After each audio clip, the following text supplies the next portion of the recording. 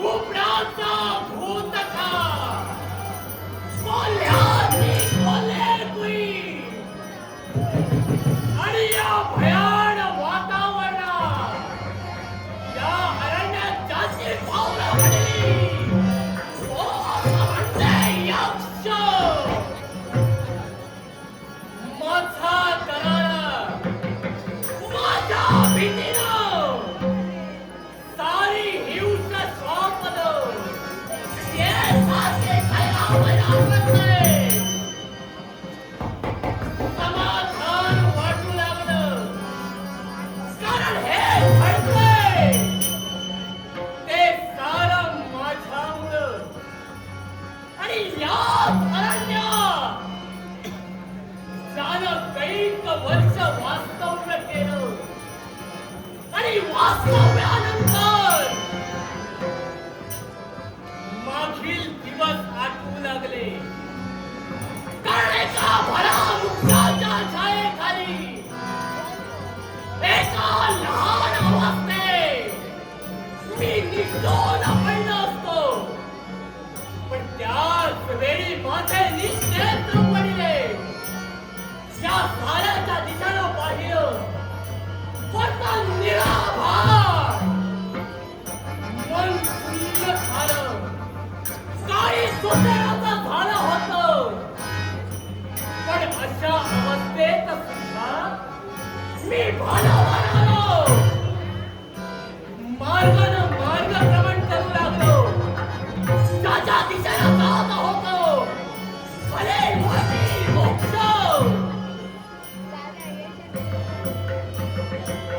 थोडा वेळ गोंधळून गेलो पण लक्षात आलं इथंच आपल्याला वास्तव्य करायचंय पुढचा विचार करायचा नाही कारण या मानवान जर का पाहिलं असेल तर माझी माता कोण माझे पिता कोण आणि मी कोण आहे याची जाणीव सुद्धा मला नव्हती असं असताना या एवढ्याच्या अपमानात मी राहिलो पण त्यावेळी ते माझे सवंगडी होते पण कालांतरानं हा माझा अवघड देह हा देह पाहिल्यानंतर प्रत्येकाच्या जीवाचा संताप होतोय का होऊ नये कारण स्वतःच्या भुकेच्या शांतपणासाठी या हिंसाच्या अपराध काही विचार केला नाही प्रत्येकावर जरा बघावे आणि स्वतःच्या भुकेचा शांतपण पण असं करत असते वेळी काही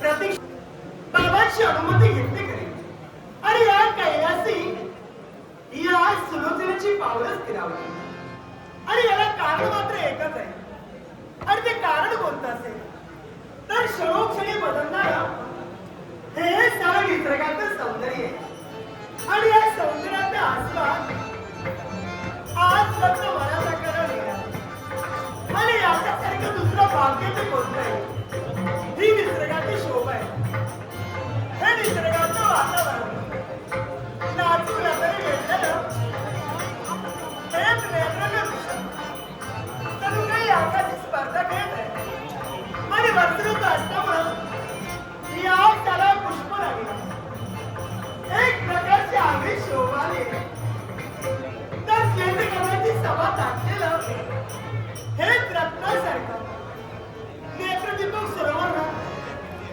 आज तनुकडे पाहतानासे वाटत आणि दूरवर जर पाहिलं असेल ना ही वेगार गवताची अवधी शोभा असं वाटतंय स्वतःला झोपूनच द्यावं आणि आपल्या गार गार वाला सुटलाय आणि आज सर्व माझ्या मुलात एक सारखे शाळा निवडू लागले असं वाटे येतच राहते आणि मन मुराद आलं या सगळ्या निसर्गाचा आपण हो आपण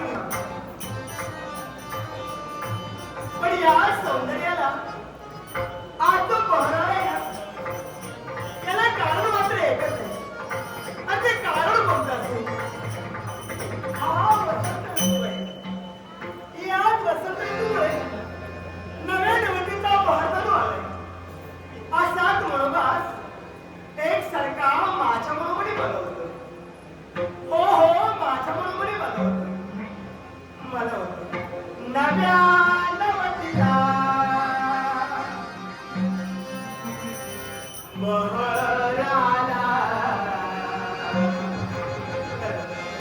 हा नव्या निवडणुकीचा बहर आणि या त्याला गगनात मावेनासा झाला हो मावेनासा झाला नव्या नवतीचा बहर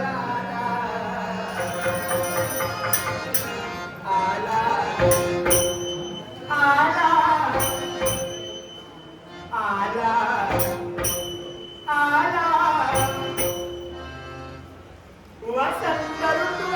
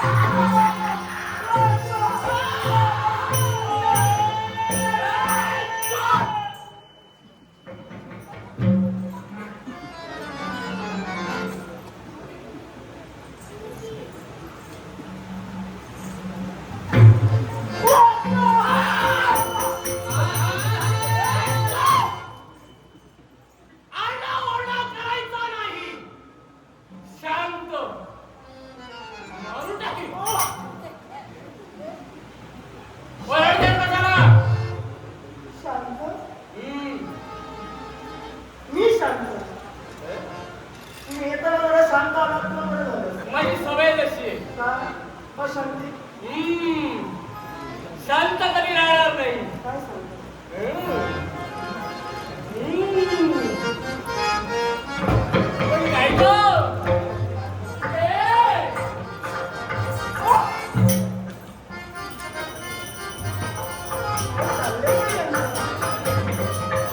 नाही म्हटलं जरा आपुलकी करा, जरी जवळीक करावी. मी पाहून वाटत नाही तुमच्या जवळ. तुमच्या डाकू शिल्लक असेल. म्हणजे तुम्हाला नकोय. हे साधारण चित्रच काहीतरी वेगळं. हा नको काय आहे. वाटतं तुम्ही? आहे का तुम्ही? तुमच्यासोबत ते- छे छे छे एकटा. ते माझी ओळख पाहत नाही मला वाटलं. पण काय ग, नाव काय तुझं? नाव माझं? नाव माझं सुनीता. हो! सुरो!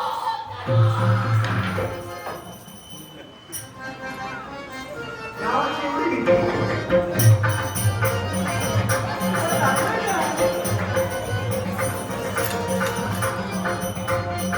बोला चला. आणि दत्तक लागता. हो! काय?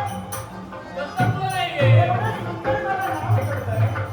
दत्तक काय आहे मला कळत नाही. बघा, आनंद झाला. आनंद. तुम्ही आनंद असं व्यक्त करता. आमची सवय तशी आहे. साधारण तुमच्या प्रकरणात काय वेगळं आहे? ए, आवडलं. सुंदर नाव ना? आवडलं. त्यापेक्षाही अप्रतिम सौंदर्य. काही बोलायलाच नको. खरं सांगताय. भाऊ असं काहीच हे नाही. सौंदर्य कसं आहे? ए, या सौंदर्याचं वर्णन तुम्ही करता आहात. हम्म. हे सौंदर्य कुठून आलं? हे सौंदर्य वर्णन करावं तेवढं थोडं. याच मातीतलंय. काय सांगताय?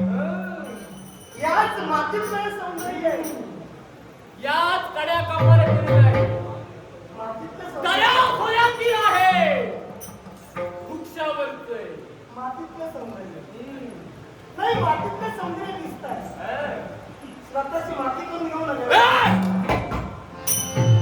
आजपर्यंत हा. मी प्रत्येकाची माती करत आहे. आजपर्यंत केला तो. हो. आजचा दिवस मला आणि लक्षात ठेव. पुन्हा सुद्धा करणार. असं सांग. हा. असं सांग. स्वप्न चांगली आहे तुझी. स्वप्न बावीस. पूर्ण नाही झाली तरी चालते. हा, हा. पण स्वप्न असावी. प्रयत्न. हो. प्रयत्न करावे. त्याच्या जीवाला बरंच ए. काय करायचं. पण साधारण काय? नाव नाव. मी कोण? बोलू? काहीतरी काहीतरी ओरडताय का हो? सांगायला काहीतरी. तो वातावरण निर्मिती. वातावरण निर्मिती. म्हणजे हल्ली सध्या ही कामं तुम्ही पण करता. करावीच लागतात. वातावरण निर्मिती. मग ऐक, तुझ्या समोर तो बैल या अरण्यात जाता जाणारा, अरण्यात जाणारा. ज्यानं या अरण्यातील हिंसा संपदांवर यथेच्छ ताव मारलेला आहे, ज्यानं मानवाला भक्षण केलंय, तोच यक्ष. अरण्यात तुमचं वास्तव्य आहे. या जागेवर अधिकार तुमचा आहे. नाव तुमचं यक्ष. काही संशय? नाही, संशय घेण्यासाठी काही शिल्लक नाही. पण आता राहिलं माझ्या मनातलं. हे पहा, जसं तुझं नाव सुलोचना सुंदर आहे, आहे. त्यापेक्षाही अप्रतिम सौंदर्य धनुष्यापुरी डोळा, तरी ते आहे तो. पाणीदार नेत्र, सापेपरी तुम्हाला वाटत नाही का? गुलाबाच्या पाकळीप्रमाणे, सगळ्याच्या पाण्याप्रमाणे शुभ्र दंतपंक्ती, तेव्हा बघा. सिंहगटी कंबळ, हरणाच्या पडद्याप्रमाणे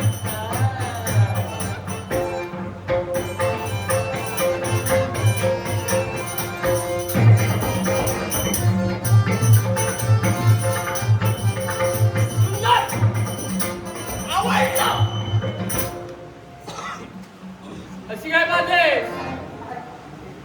काय बोलत नाही कळत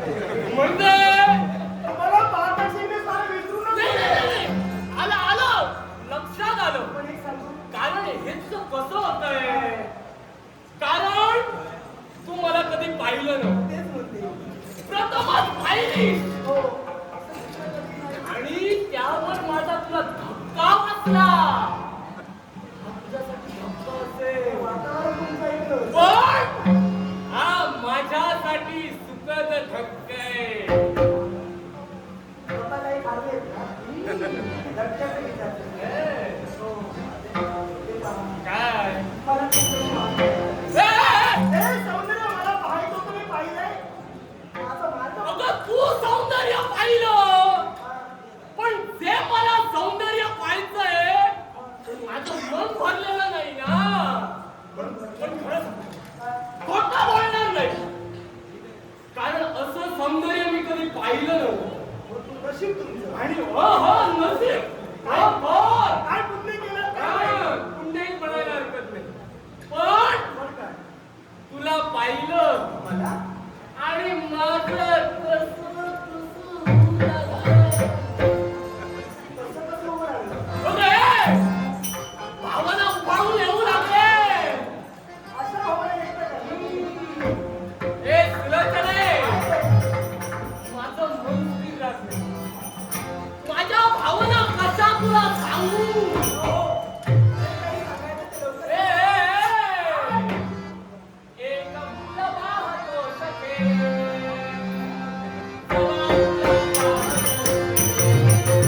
काय चाललंय?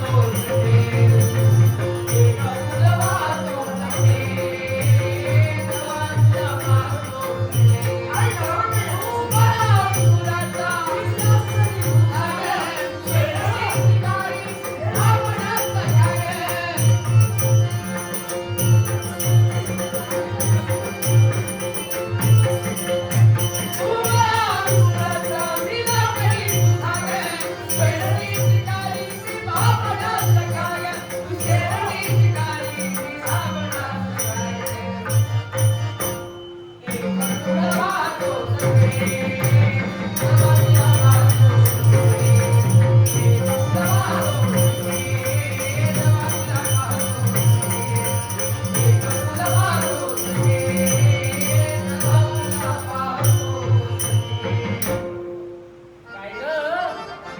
कसं वाटतंय?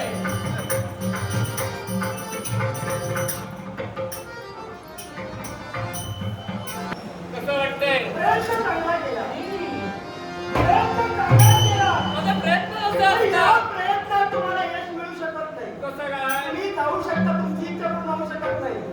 म्हणजे जे मला हवंय ते तुझ्याकडून मिळणार मुळीच नाही. नाही. एक वेळ माझा जीव गेला तरी चालेल. पण लक्षात, तुमची इच्छा केव्हाही पूर्ण होऊ शकत नाही. मग हे सुलोचने, काय ते? ज्यावेळी तुझं सौंदर्य पाहिलं, अगं तुझ्या सौंदर्यावर मी मोहित झालो.